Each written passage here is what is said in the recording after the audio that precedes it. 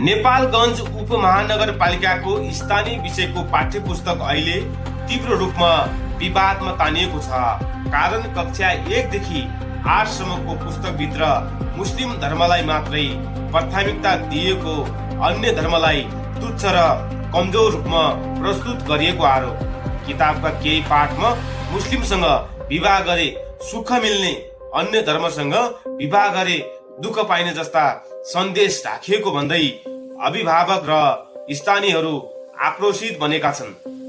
स्थानीयहरू भन्छन् यो शिक्षा होइन, सानो उमेरका बाल बालिकाको मानसिकतामा धार्मिक पक्षपात घुसाउने प्रयास हो।